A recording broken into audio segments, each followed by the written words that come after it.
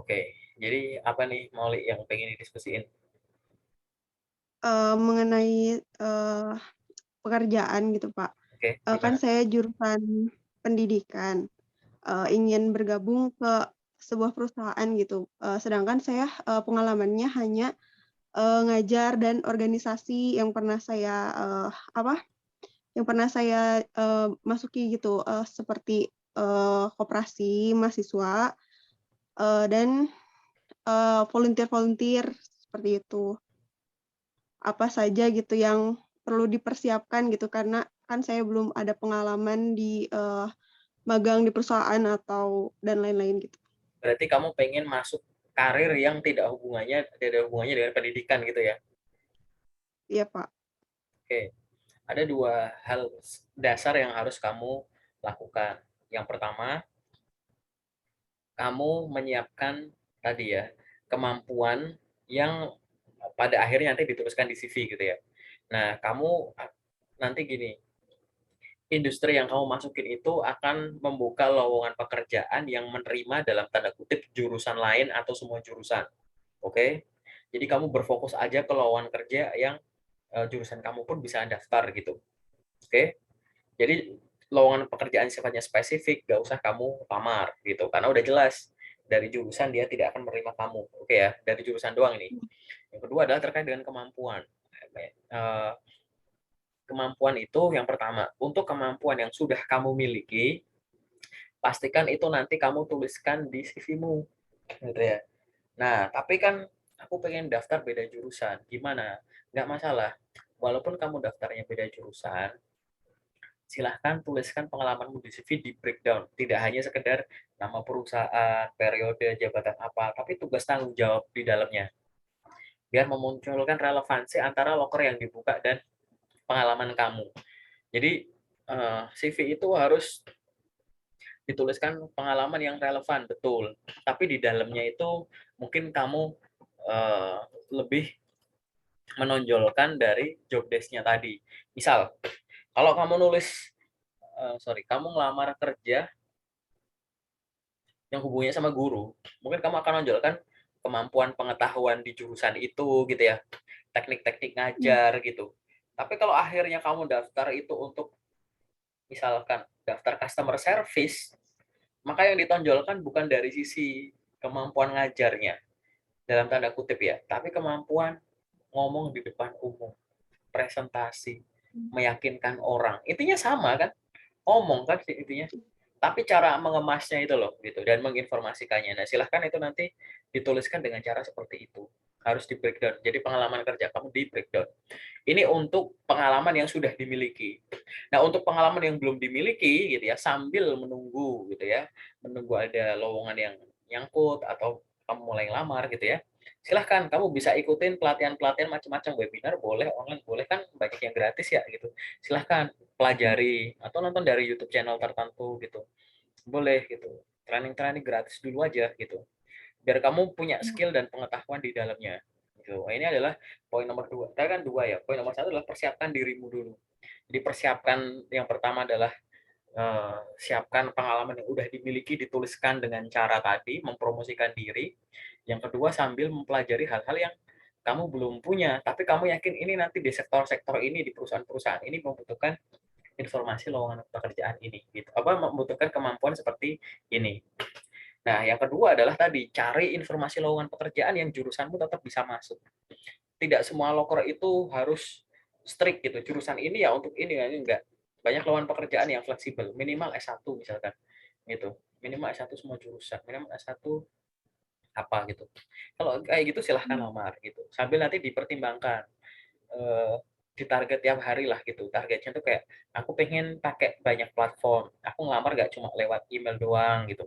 Aku coba lewat website, aku coba lewat LinkedIn gitu. Nanti itu disesuaikan dengan tadi. Aku nggak tahu, kamu ngincer kerja cuma di sekitar kotamu, di kota lain, atau seluruh Indonesia nggak apa-apa gitu. Silahkan diukur sendiri. mhm, Itu nanti akan memunculkan kecocokan kamu mau caranya gimana gitu. Dan konsisten lama kerja setiap hari aja gitu. Rutin setiap iya, hari gitu. Eh, Ditarget gitu. Kalau bisa aku selalu bilang silahkan ditarget pribadi. Jangan cuma sehari cuma dikit lah, waktumu 24 jam. Itu pun kamu sekarang juga nggak lagi sibuk-sibuk amat. Nanti waktu sisanya buat Iya. apa? Gitu. Jadi waktu kamu tuh fokus untuk lamar kerja, sisanya tadi untuk pengembangan diri. Udah, begitu ilmu yang kamu pengembangan diri itu udah sampai tahap tertentu, update ke CV, update ke LinkedIn gitu. Itu. Jadi tidak mustahil yang namanya jurusan pendidikan daftar ke industri. Itu aku nggak peduli jurusanmu apa gitu. Ini cuma misalnya crossing biasa kok gitu. Kamu belajar Hmm. apa karena akan ada ilmu yang bisa kamu kembangkan walaupun beda jurusan, atau kamu bisa memperoleh skill yang seolah-olah kalau dilihat tuh dari definisi beda tapi kegiatan di dalamnya itu sama gitu. Hmm. Jadi gitu.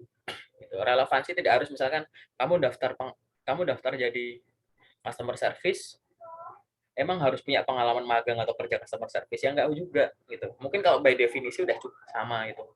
Tapi silahkan coba, misalkan kamu punya pengalaman kerja sales. Tadi nggak usah sales deh, paling gampang kayak kamu ada ngajar. Kamu daftar customer Hmm. service gitu. Customer service itu butuh apa? Kemampuan komunikasi yang baik. Jadi di job desk ngajarmu itu tunjukkan kalau kamu bisa kemampuan komunikasi yang baik. Gitu. Customer service harus bisa presentasi main ini. Di sini juga ditonjolkan dari sisi itu. Browsing aja kualifikasi seorang customer service, kualifikasi seorang admin gitu-gitu. Software-softwarenya juga ditonjolin gitu. Itu aja sih secara Eh, general itu dulu ya. Kenapa?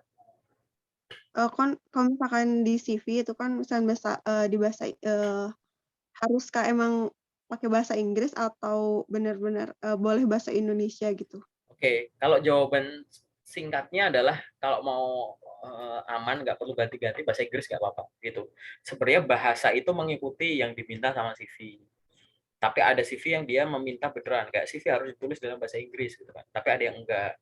Ada CV yang tulisannya pakai bahasa Indonesia untuk buka jabatan tertentu, tapi di dalam kemampuannya itu dituliskannya mampu berbahasa Inggris aktif ya, bukan sejak awal kamu langsung tulis pakai bahasa Inggris saja gitu. Gitu. Hmm. Kalau CV bahasa Indonesia lamar pakai bahasa Indonesia nggak apa-apa. Bahasa Inggris kirim pakai bahasa Indonesia jangan. Bahasa Indonesia kirim pakai bahasa Inggris nggak apa-apa gitu. Itu nggak masalah kirim pakai Hmm. Inggris terus gitu. Kan mengenai tadi yang pendidikan ya Pak.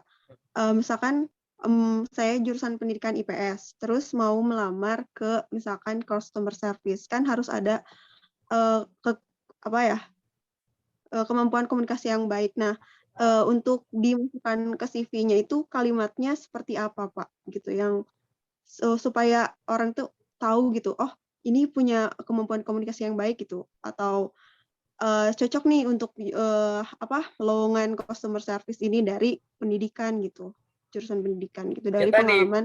arahin arahin ke orangnya bukan pendidikannya. Ke kamu itu Hmm. adalah orang yang sering ngomong gitu. Oke. Jadi arahin Ya. sudut pandangnya itu bukan dari kalau ke pendidikan tuh ke ilmunya ini ke kamu sering ngomong. Customer service itu sering ngomong sama nasabah, sama konsumen gitu. Pendidikan kamu sering ngomong. Ngomong sama siapa? Ngomong sama guru, sesama guru, karyawan, sama siswa gitu. Ya udah disampaikan di situ gitu. Mengajar pelajaran ini itu dari kelas berapa untuk kelas berapa sampai kelas berapa gitu. Atau mungkin suka ada ini enggak presentasi-presentasi apa gitu, boleh dituliskan di situ. Atau menyusun apa kayak kurikulum ini itu untuk disampaikan secara ini gitu. Bikin variasi ngajar yang kayak gimana-gimana gitu. Termasuk tidak cuma dari pengalaman kerja saja, skill kamu yang komunikasi itu silahkan dimasukin. Kamu akan dinilai cocok itu tidak cuma dari sekedar pengalaman kerja kamu, organisasi kamu. Nanti orang kalau ngeliat kegiatan orang ini banyak ngomongnya, ngomong dengan banyak pihak. Berarti ada potensi bisa public speaking. Kan nggak ada guru yang nggak bisa ngomong, yang nggak lebih pendiam ngomongin, nggak pasti karena itu udah dipelajari waktu kamu itu teknik ngajar itu. Gitu. Nanti coba dibikin dulu, nanti habis itu lihat kirimin ke aku aja. Tapi habis ini aku jelasin ke sesi detail aja. Yang kemarin. Gitu. Uh, untuk kan mengenai organisasi, kayak saya punya pengalaman misalkan waktu itu ada pengalaman jadi ketua bidang usaha gitu. Nah, uh, apa ya? Jadi industri apa gitu? Apakah industri itu melihat pengalaman-pengalaman di organisasi benar-benar eh, lihat pengalaman organisasi saja atau Satu memang CV. harus magang? Kenapa?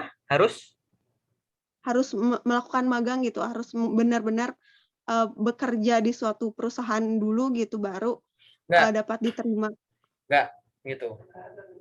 Sangat disarankan kalau kamu nggak punya magang, cari magang. Aku nggak tahu di sekolahmu ada magang nggak gitu.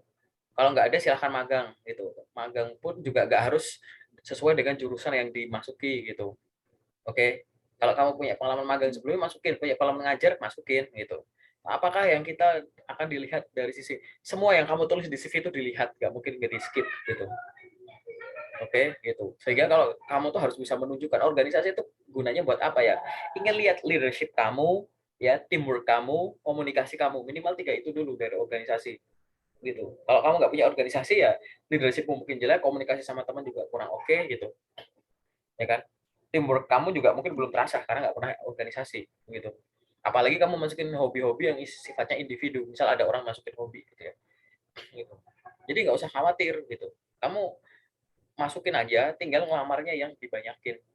Di dalam arti gini loh, orang tuh izinkan orang tahu kalau ada orang punya kemampuan kayak kamu gitu. Itu yang harus kamu lakukan gitu. Nah, misalkan kan misalnya saya sudah misalnya dipanggil, ada panggilan wawancara. Nah, misalkan dalam wawancara itu saya ditanya berbagai, misalkan, apakah apa ya, mata kuliah yang pernah saya ambil itu bisa dihubungkan gitu dengan lowongan pekerjaan yang saya, apply gitu, Ini apa? Ditanya bagaimana? di interview. Misalkan ya di interview Pernah mengenai, ngalamin belum? Pernah ngalamin itu belum Kak, belum? belum, baru, apa ya, baru sampai tes gitu. Kadang baru kan saya baru 2 bulan, apa ya, lulus, setelah sidang baru 2 bulan, baru dapat tes gitu, belum sampai wawancara. Nah, ini asumsi kamu sendiri atau kamu dapat pertanyaan dari mana? Eee, ada gitu lihat-lihat dari, TikTok, YouTube gitu mengenai, jurusan juga bisa dihubungkan apa, mata mata kuliah bisa dihubungkan dengan, wawancara gitu Ya yang bisa, di-apply.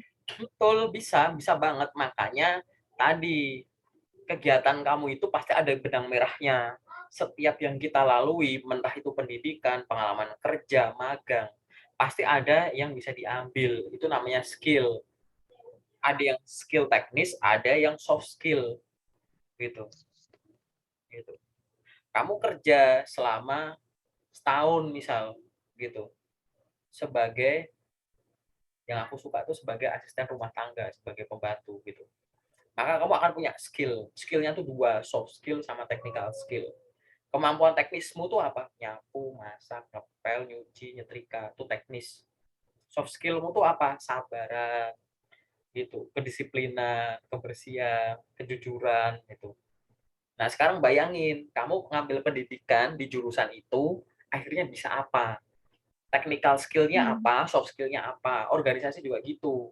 Dengan organisasi itu, kamu akhirnya bisa apa, paham apa. Silakan sebutkan tadi mata kuliah turunkan dari mata kuliah bisa yang sifatnya teknis.